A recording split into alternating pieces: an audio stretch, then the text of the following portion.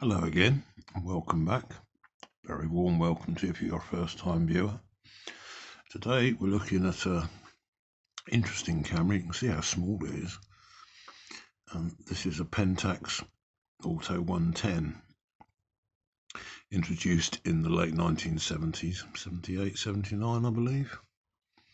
Originally with three lenses, I only have two of them. I have the telephoto, which is the 50mm 2.8, and I also have the standard lens as well, which is the 24mm 2.8. There is also a wide angle, which is an 18mm 2.8. They're all 2.8. 1981 there were three other lenses, including a zoom, launched, and then in 1982 there was the 110 Super. 110 refers to the film format. This was sort of introduced by Kodak. It's not widely available as a new film nowadays. Lomography Tiger is the one that I'm sort of thinking of, a black and white film. This is a C41 colour film dating back to 99, I think, 07, 98, 07, 98. So this is quite an old film. 110 film had two speeds, at a low speed and a high speed. The low speed was 100 and the high speed was 400. So this would be interesting because this is a 200. So I'm interested to know whether it's going to be overexposed or underexposed by a stop. 24 exposures, 200 ISO. So let's have a look at the camera itself. Pentax reckoned it was the smallest interchangeable lens SLR ever introduced. It is an SLR. You can see there's a mirror hiding behind there. This button here is the lens release. So you push it up and twist the lens just like you would on a normal SLR, and the lens comes off.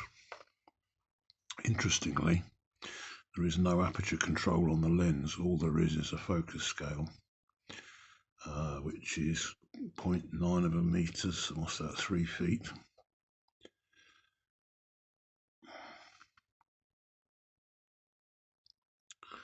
Meters is the one on the bottom, so there's infinity. So feet is the one on the top. I can say about 3 feet to infinity with the telephoto. Cute little lenses, but they are tiny. These saw a sort of a resurgence in use because they could be used on the Pentax Q digital system, which again is a very small censored format. This is a 50mm. This is the this is the 24mm. I'm thinking in 35mm there again. Exactly the same, only has a focusing scale on it. And this one goes from 1.2 feet right the way through to infinity. There's no iris in the lens. It's just a lens. So the way a camera gets around this is that it has this combination shutter and aperture mechanism built in. As you can see, it's open at the moment, and that's so you can see through the lens. And it's actually the mirror that works to keep the light off the film. So the mirror is light proof. It's got a light proof surround. Programmed exposure, so when you take a picture the mirror flips up. Well, sorry, the shutter aperture mechanism closes, then the mirror flips up out of the way. The camera's worked out the programmed exposure, fires the shutter, the mirror comes back down, and then the shutter reopens. On the top you have a cocking lever. This is a double wind, this one, and there's your shutter release.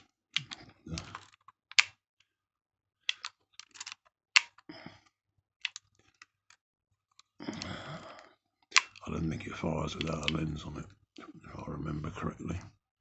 So to mount a lens, just like normal SLRs, it's the red dot to the red dot.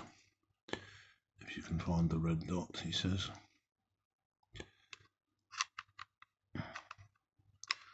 You mount it and then twist clockwise to mount the lens. And there you see it fires. It's got quite a wide range of shutter speeds. I think it's from about a 30th up to something like 762ths of a second, which is a bit of a weird number. Aperture's 2.8 down to 13.5, I believe. This one does work. It has got batteries in it. It is battery powered camera. So shutter release, threaded for a cable release if you want to do remote. It does come with a tripod socket on the bottom. There's also a winder available. I don't have one, but there is a winder that can go on the bottom of this. On this side, this is where the flash gun would sit. This is your flash connector here. So the flash gun attaches on the top of here, and it tells the camera it's attached by pushing down on this little button here. Quite a novel little design. Quite cute. Say double wide. At the back, viewfinder. You should be able to see through there. It does have a split image rangefinder in it, so it's quite sophisticated. There were other 110 SLRs made. I'm thinking of the Minolta, which I have shown in a previous video, and someone recently described it as being atrocious in terms of its looks and everything. And he said, oh, you should do one on these. So here's the video. So open the back. That's all there is in the back. I'll show you the film in a minute. The film comes as a cartridge and it just pops in. There's none of this threading film across. As you can see, it's going to be quite a small negative. It's rectangular. So you're not going to be making very large prints from these. It was really a consumer grade camera, but this one's pretty well specified. That's all there is to the camera really. The batteries, two SR44s, LR44s, just slide into this holder on the side here. So this is what the film would look like. Like I say, this is a film suitable for lomography. Kodak standard, the 110, they introduced it. Although this is made by Trueprint, which used to be a really big photo finishing company in this country. They used to send you envelopes and you'd send them off your film and you'd get another film and your prints back, etc. This is probably sacrilege to a lot of people opening one of these up, but I'm going to give it a shot and see if it actually works. And there's 24 exposures. I thought it was 12 on these, but no, it's 24 apparently. So here is a film canister inside. So you can see why there's a window in the back, because there's a winding, there's a backing paper on this.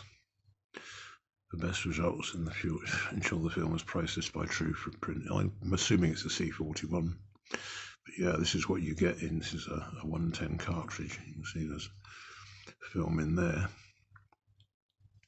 and this literally just goes in there. Now there are lugs on these apparently that tell the camera if it's a low speed or a high speed. I don't quite get my head around what's what on these, but yeah, that's the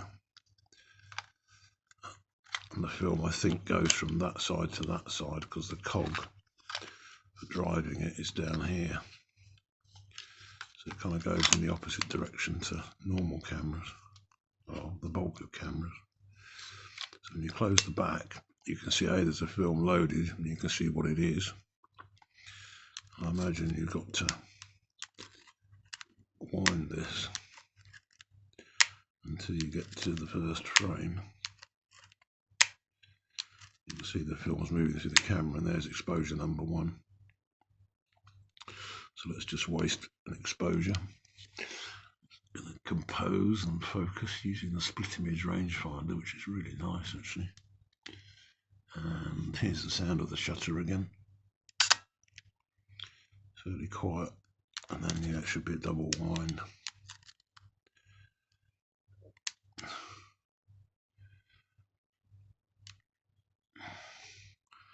Let's get on to the next one. That's one gone. And there's two. So yeah, there you have it, folks. A very short video. There's not much to describe about the camera. I like the fact it's got a tripod socket on it. There is a winder. That needs a good clean in there, that contact.